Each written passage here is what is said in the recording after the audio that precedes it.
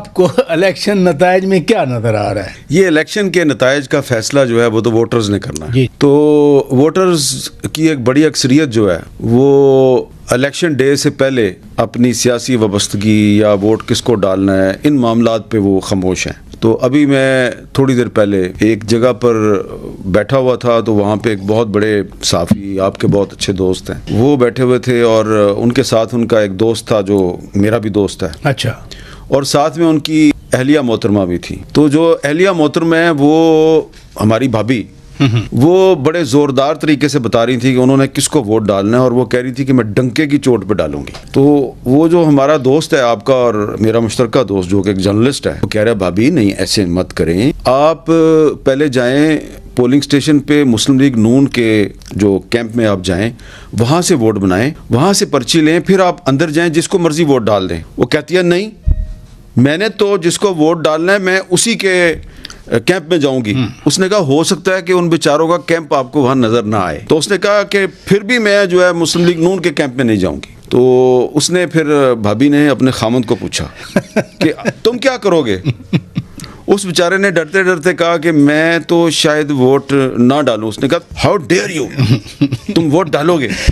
उसने कहा मैं वोट डालूंगा, लेकिन मैं अपनी मर्जी से डालूंगा, आपकी मर्जी से नहीं डालूंगा। आपको मेरी मर्जी से वोट डालना पड़ेगा, मैं आपके सारे गुनाह माफ़ कर दूंगी अगर आप मेरी मर्जी से वोट डालें। तो सूरत हाल ये है राजा साहब कि हमारी सोसाइटी में इस वक्त जो ख़वातीन हैं वो तो बबांगे दोहल बता रही हैं कि उन्होंने किधर वोट डालना है, लेकिन मर्द हज़रात जो हैं वो थोड़े डरे हुए हैं, कुछ सहमे हुए हैं, बता नहीं रहे उन्होंने वोट किधर डालना है। आप तो मेरे से क्या पूछ रहे हैं? आप नून लीग की बात कर गए तो मैं पूछना ये चाह रहा हूँ कि पंजाब में नून लीग की क्या पोजीशन नज़र आती है आपको? पंजाब देखें, पंजाब के जो देहाती इलाके हैं और सेंट्रल पंजाब है, 2018 के इलेक्शन में तहरीक इंसाफ ने वहाँ पे डेंट डाला था, और जो ओपिनियन पोल्स थे पिछले साल 2023 में जो ओपिनियन पोल्स आ रहे थे, तो उसमें तो ये पता चल रहा था कि नून लीग काफ़ी पीछे है और तहरीक इंसाफ काफ़ी आगे है। देखें अब 8 फरवरी को क्या होता है, क्योंकि 8 फरवरी जो है ना वो है बज़ाहिर तो एक हफ़्ता रह गया है, लेकिन 8 फरवरी के दिन फिर जो मामलात जैसे जैसे सामने आते जाएंगे, जो जो वाक़यात ज़हूर पज़ीर होंगे, हो सकता है मेरे और आपके सारे तज्ज़िये धरे के धरे रह जाएं। नहीं, लेकिन तज्ज़िया तो हमने फिर भी करना होता है। सिचुएशन जो भी है जो कल मुझे नहीं पता, यकीनन आपने भी कल नहीं देखा, बट हम एक अपना प्रोजेक्शन करते हैं, उसकी बुनियाद पर पूछ रहा हूँ ना। राजा साहब देखें, बात यह है कि अभी तक तो हमारे बहुत से जो तज्ज़िये हैं वो हमारे का मतलब है कि अक्सर जो लोग हैं उनके तज्ज़िये सही साबित नहीं हुए। मसलन तज्ज़िया ये था कि ये इमरान खान जो है जब ये हुकूमत से निकलेगा तो उसके बाद ये 2-3 दिन भी सियासत में सरवाइव नहीं करेगा, वो उसने सरवाइव कर दिया। फिर कहा गया जब ये पकड़ा जाएगा तो 1 घंटा ये जेल में नहीं निकालेगा और ये माफ़ी मांग के बाहर आ जाएगा, वो भी हो गया। फिर कहा गया जी आप इनसे बल्ले का निशान ले लें, और बहुत से जो हमारे दोस्त हैं जैसे फैसल वाडा साहब हैं, वो 3-4 महीने से ये अनाउंसमेंट कर रहे थे, वो क्या था जगह जगह पे कि तहरीक इंसाफ से बल्ले का निशान ले लिया जाएगा और इमरान खान इलेक्शन में नहीं होगा। ये बार बार वो कह रहे, वो कहते थे ना बल्ला होगा ना खेलने वाले होंगे। अच्छा, तो अब उनकी बात सही साबित होगी ना। तो साथ में उनको उनके जो हमनवा थे वो ये भी कहते थे कि ये पीटीआई बिखर जाएगी, ये खज़ां के पत्ते हैं, खज़ां के पत्ते की तरह, ये कोई इधर पता चला जाएगा, कोई उधर चला जाएगा। ठीक है, इमरान खान की जो काबीना थी वो बिखरी है वाकई, लेकिन इमरान खान की असल ताकत जो है वो उनकी काबीना तो नहीं थी ना, उनकी असल ताकत तो थी ये जो उनके वोटर हैं और उनके सपोर्टर हैं। या हमारी एक भाभी साहिबा जो अभी थोड़ी देर पहले मैं उनकी गुफ्तगू सुन के आ रहा था, और सर्दी की वजह से भी कांप रहा था मैं, और उनकी बातें सुन के भी मैंने कांपना शुरू कर दिया। मुझे आइडिया हो रहा है कि आप किन की बात कर रहे हैं, लेकिन चूंकि वो पॉइंट ऑफ सब्जेक्ट नहीं है तो मैं नहीं, लेकिन मैं देखे ना, इमरान खान नहीं टूट सका, तज्ज़िये गलत साबित हो गए, उसका वोटर भी नहीं टूट सका, तज्ज़िये यहाँ भी गलत साबित हो गए। अब उम्मीद लगाई हुई है कि ये जो मुख्तलिफ इंतखाबी निशानों पे जो पीटीआई के उम्मीदवार जो हैं वो जीतेंगे, तो ये जीतने के बाद हमारे पास आ जाएंगे। तो अब देखें ये तज्ज़िया सही साबित होता है या नहीं होता।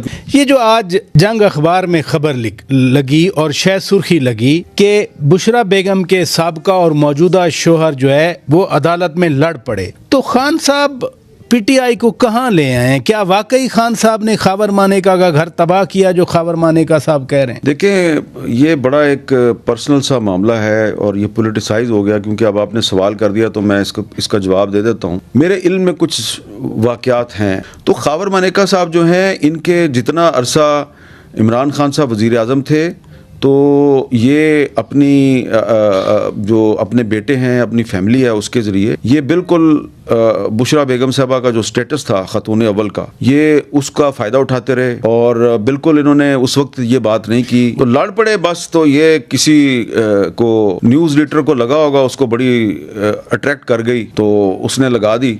लेकिन असल बात यह है कि मेरे ख्याल से ये जो हेडलाइन है, ये दरअसल खावर मानेका के खिलाफ एक चार्जशीट है कि भाई तेरे बच्चे जवान थे और तेरे बच्चों की भी शादियां हो गई, तो तू अब जो इल्ज़ामात लगा रहा है कि इमरान खान जो है वो मेरी गैर मौजूदगी में मेरे घर आता था और उनकी सरगर्मियों को तुम अब बयान कर रहे हो अदालतों में। तो जब इमरान खान वज़ीर आज़म था तो उस वक्त तो तुम उस हुकूमत से अपने काम निकलवाते थे। ये बड़ा सवाल है, इसमें कोई शक नहीं। आगे बढ़ते हैं। 14 साल की सज़ा अब 300 कनाल बनीगाला की जेल में गुजारी जाएगी। इस पे जो कंट्रोवर्सी बनी, मरियम नवाज साहबा भी कह रही हैं कि सज़ा याफ्ता कैसे अपने घर में रह सकती है, और लोग भी बात कर रहे हैं। एक हमारे कोर्ट रिपोर्टर हैं, बड़े रिलायबल कोर्ट रिपोर्टर हैं, वो कह रहे हैं कि जी नहीं, बुशरा बेगम किसी तरह राब्ते में थी कहीं किसी के साथ, तो बैकडोर से ये तय हुआ, उनको कंसेशन मिली है। आप कैसे देखते हैं? मुझे इसका नहीं पता, मेरा बुशरा बेगम से कभी कोई राब्ता नहीं रहा, लेकिन जो मेरी इन्फॉर्मेशन है, जो मैंने भी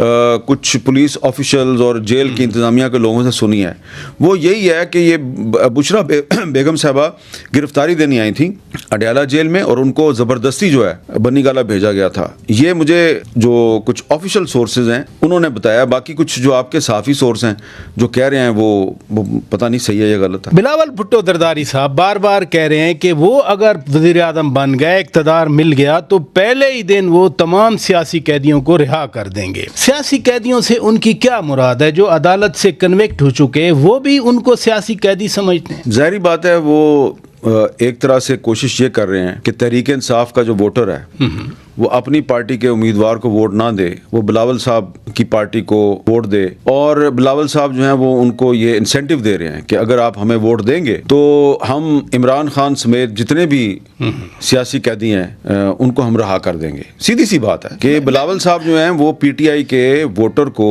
ये ऑफर कर रहे हैं कि आप मुझे वोट देंगे तो मैं इमरान खान को रिलीज करवा दूंगा। अब ये तो सिर्फ बिलावल साहब एक इंतखाबी नारे के तौर पर बात करें, उनके तो इख्तियार में है ही नहीं है। मेरा नहीं ख्याल कि वो किसी भी सियासतदान को जिसको अदालत ने सजा दे दी है उसको बिलावल साहब रिहा करवा सकते हैं। तो लोग इतने बेवकूफ़ नहीं हैं, उनको भी समझ आ रही है कि बिलावल साहब हमें क्या कह रहे हैं। इसीलिए आप देखें कि जब मैं पीटीआई वालों से बात करता हूं कि भाई ये बिलावल साहब ये बात कह रहे हैं तो आप उनको वोट देंगे, तो उनका रवैया बिलावल साहब के बारे में बिल्कुल वैसा ही है जैसा कि इमरान खान का गिरफ्तारी से पहले था। कुछ बातें वो ऐसी कर रहे हैं जो कि पाकिस्तान का जो आम वोटर है, जो कि बड़ा समझदार है, मैं उसको बेवकूफ़ नहीं समझता, वो उसको पता है कि ये बिलावल साहब के बस में नहीं है। कराची में कितनी सीट्स नजर आती हैं? देखें 14 सीटें 2018 में पीटीआई की थी, अभी तो वो लोग भी उनसे निकल गए जो उस वक्त उनके लीडर से। कराची का सिनेरियो क्या देखते हैं पीपल्स पार्टी के पर्सपेक्टिव में? देखें, अभी भी मुझे लगता है कि कराची में पीपल्स पार्टी और जो पीटीआई के कैंडिडेट्स हैं जो मुख्तलिफ निशानों पर इलेक्शन लड़ रहे हैं, इनमें काफ़ी सख्त मुकाबला होगा। कराची में आप अभी भी पीटीआई के उम्मीदवारों को अंडर एस्टिमेट ना करें।